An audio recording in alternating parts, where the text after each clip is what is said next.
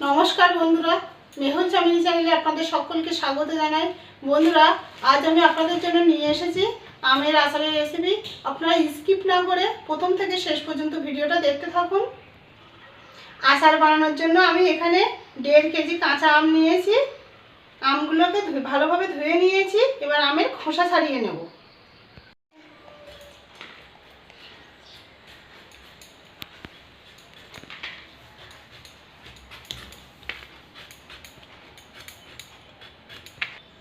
আমের গায়ের খোসা তুলে নিয়েছি। এবার আম কেটে নেব।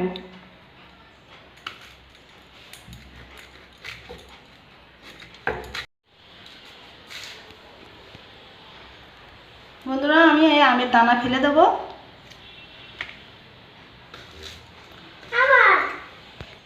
বন্ধুরা, আমি আম এইভাবে কেটে নেব। আমার সব আম কাটা হয়ে গিয়েছে। বন্ধুরা, আচার বানানোর জন্য কচি আম হলে হবে না, এরকম একটা আটি মিডিয়াম শক্ত হয়েছে এরকম আম লাগবে। বন্ধুরা, এই আমের মধ্যে লবণ আর হলুদ ভালোভাবে মাখানো হয়ে গিয়েছে। এবারে লবণ হলুদ মাখানো আম কুলোই করে রৌদ্রে দিয়ে দেবো।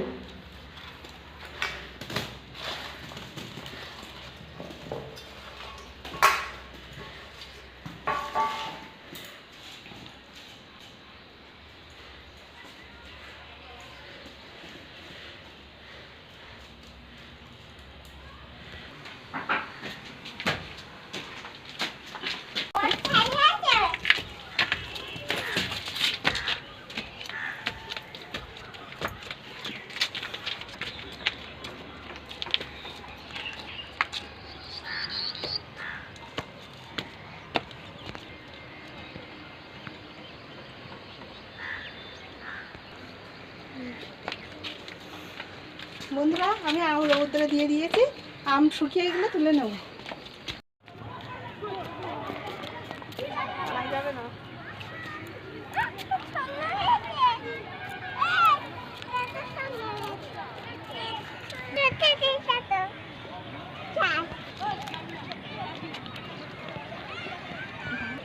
বন্ধুরা, আমি সকাল 10টার দিকে আম রৌদ্রে দিয়ে গিয়েছিলাম। এখন বাজে বিকাল 5টা।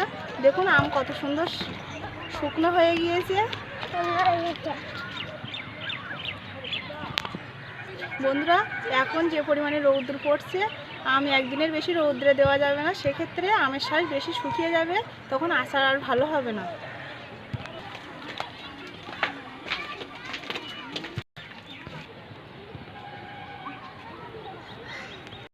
আচার বানানোর জন্য যে সমস্ত উপকরণ নিয়েছি: শুকনো লঙ্কা, গোটা জিরা, গোটা ধনে, 5 ফোড়ন আর নিয়েছি গোটা মৌরি, সরিষা তেল আর চিনি, কেটে শুকনো করা আম।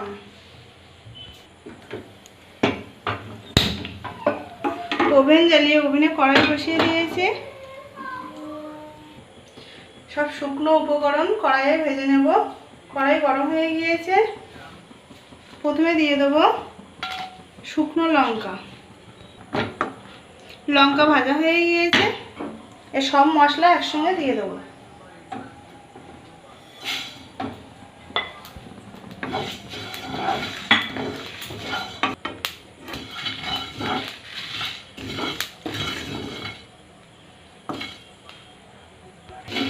মশলা ভাজা হয়ে গিয়েছে। এবার মশলা প্লেটে তুলে নেব।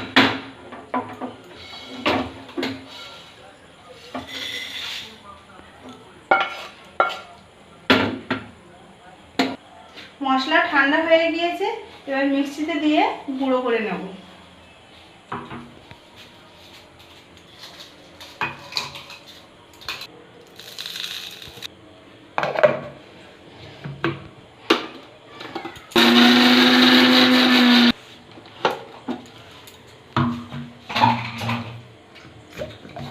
দেখুন বন্ধুরা, মশলা গুঁড়ো হয়ে গিয়েছে।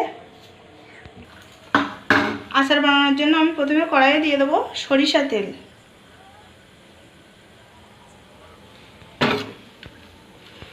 তেলের মধ্যে আম দিয়ে দেবো।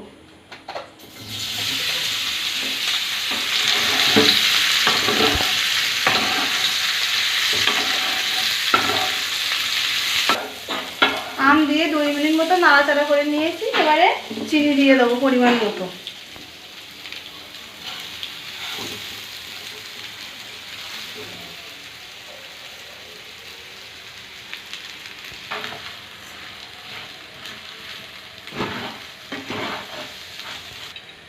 চিনি দেওয়ার পর ঢাকনা দিয়ে ঢাকা দিয়ে দেব।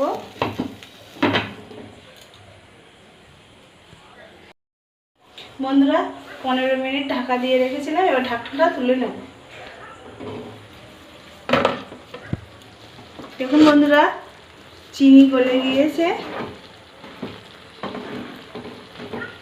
আমি 1 ফোঁটা জল দিইনি।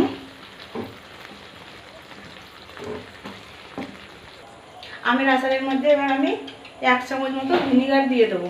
আপনারা চাইলে নাও দিতে পারেন।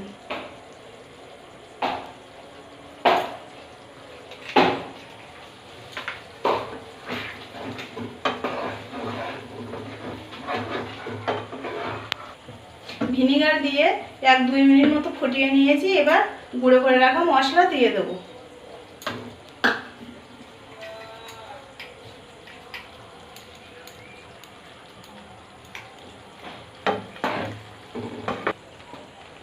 মশলা দিয়ে আমি 1 মিনিট মতো ফুটিয়ে নিয়েছি আচার। এবার ওভেনটাকে অফ করে দেব।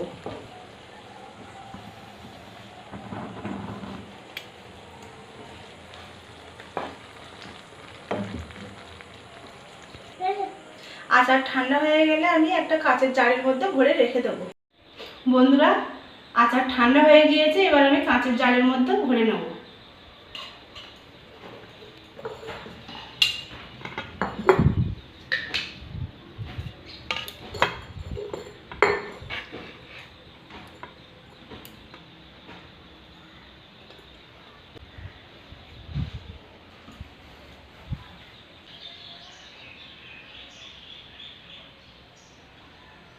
আপনাদের ভালো লাগলে আমার চ্যানেলটি প্লিজ একটা সাবস্ক্রাইব করবেন এবং আমার পাশে থাকবেন। আজকের মতো এই পর্যন্ত, আবার দেখা হচ্ছে অন্য কোনো রেসিপির সঙ্গে। আপনারা সবাই ভালো থাকবেন, সুস্থ থাকবেন। টাটা।